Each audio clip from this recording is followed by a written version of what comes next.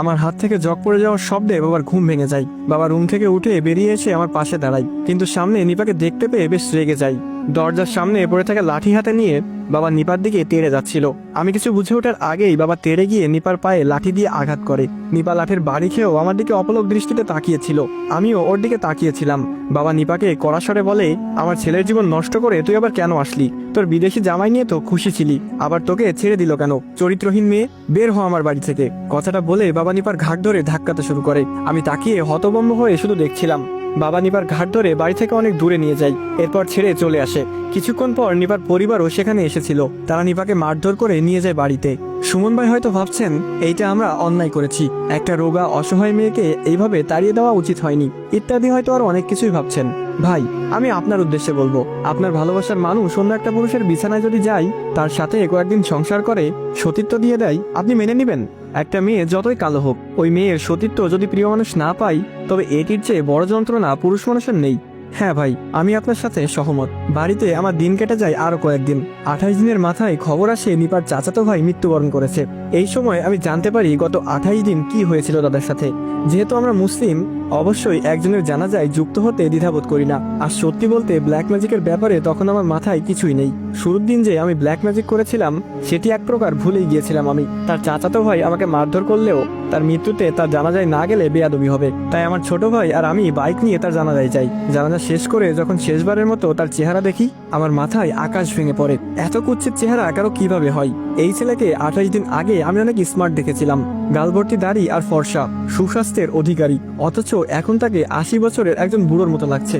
গালে মাংস নেই বললেই চলে। কঙ্কাল চিনেন? চিনেন তো? হ্যাঁ, পুরোপুরি কঙ্কালের মতো তার চেহারা। কালো হয়ে আছে পুরো চেহারা, চোখ দুটো এত ভিতরে ঢুকে গেছে যেন আঙ্গুল দিয়েও স্পর্শ করা কঠিন হবে। তার মধ্যে চোখের চারপাশে কালো দাগ তো আছেই। ওর চেহারা দেখেই আমার মনে পড়ে ব্ল্যাক ম্যাজিকের কথা। তার মানে আমার ব্ল্যাক ম্যাজিক কাজ করেছে। ওর মৃত্যু কি আমার জন্যই হয়েছে? ভয় পেয়ে যায় আমি। রাগের মাথায় কি না কি করেছি, কিন্তু এসব তো আমি চাইনি। না, আমি তো চেয়েছিলাম, কিন্তু এখন সহ্য করতে পারছি না কেন? আর সে কি আমার জন্যই মরছে? সত্য নাও তো হতে পারে। কোনোভাবে আমি সেখান থেকে বাইরে আসি। জানা যায় আরো অনেক মানুষ জড়ো হয়। সেখানে আমার এক বন্ধু আছে। ছোট ভাইকে বাসায় পাঠিয়ে দিয়ে আমি আমার বন্ধু রিফাতকে নিয়ে বাজারে আসি। চায়ের আড্ডা দেওয়ার নাম করে জানতে চাই নিপার ভাই কিভাবে মারা গিয়েছে। তখন রিফাতের মুখে যা শুনলাম, তাতে আমার পুরো দুনিয়া ভো ভো করে ঘুরছিল। রিফাত যেভাবে বলেছে আমি সেভাবেই বলছি। নিপার বিয়ে যেদিন হয়েছে, মানে তুমি যেদিন জেলে গিয়েছিলে, সেদিন রাতে নিপার চাচাতো ভাই প্রচন্ড বমি করে। রাতে তাকে হাসপাতালে আনা হয়, কিন্তু লাভ হয়নি। কিছুক্ষণ পর পর বমি করেই যাচ্ছিল। ডাক্তার তাকে ঘুমের ওষুধ খাইয়ে দিয়ে তখনকার মতো কেটে পড়ে। সেদিন রাতে বাড়িতে আসার পর নিপার চাচাতো ভাই অস্বাভাবিক আচরণ শুরু করে। বারান্দায় যেয়ে নিজে নিজে কি যেন বলে যাচ্ছিল।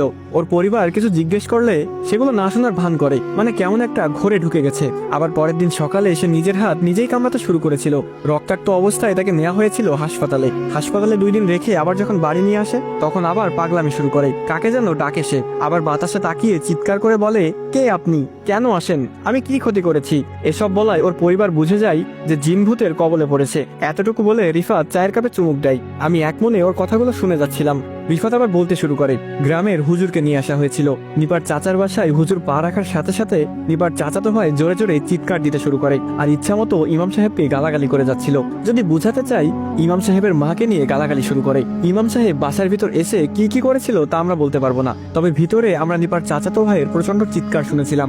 কিছুক্ষণ সে ইমাম সাহেবকে গালি দিচ্ছিল, আবার কিছুক্ষণ যন্ত্রণাদায়ক চিৎকার দিচ্ছিল। প্রায় আধা ঘন্টা রুকেয়ার কাজ শেষ করে ইমাম সাহেব বাসা থেকে বের হয়। নিপার চাচার উদ্দেশ্যে ইমাম সাহেব বলেন, আপনাদের ছেলেকে কেউ কালো জাদু করেছে। কে করেছে তা বলতে পারবো না, তবে খুবই মারাত্মক জাদু করা হয়েছে। আপনারা ভালো কোনো কবিরাজের কাছে নিয়ে যান। ইমাম সাহেবের কথা মতো নিপার চাচা কবিরাজদের খোঁজ লাগান। ততদিনে নিপার চাচাতো ভাইয়ের পাগলামি অনেকটা বেড়ে যায়। একদিন তাদের বাড়িতে চিৎকার শুনে আমরা সবাই দৌড়ে যাই। আসসালামু আলাইকুম গাইস, কেমন আছেন সবাই? আশা করি সকলে খুবই ভালো আছেন। তো এখানেই শেষ হয়ে যায় কালো জাদুর অভিশপ্ত বই গল্পের 3 নাম্বার পর্ব। তো পর্বটি কেমন লাগলো সেটি অবশ্যই কমেন্ট করে জানান। আর যারা পর্ব 4 দেখতে চান, তারা চাইলে আমার ইউটিউবে গিয়ে দেখে আসতে পারেন। সেখানে পর্ব 3 এবং পর্ব 4 একসাথে আপলোড করা হয়েছে। তো গাইস, গল্পটি কেমন লাগলো সেটি অবশ্যই কমেন্ট করে জানাবেন, কারণ আপনাদের প্রতিটি লাইক এবং কমেন্ট আমাকে পরবর্তী ভিডিও বানাতে উৎসাহিত করে। তো আজকের মতো এ পর্যন্তই। ভালো থাকবেন, সুস্থ থাকবেন। আল্লাহ হাফিজ গাইস।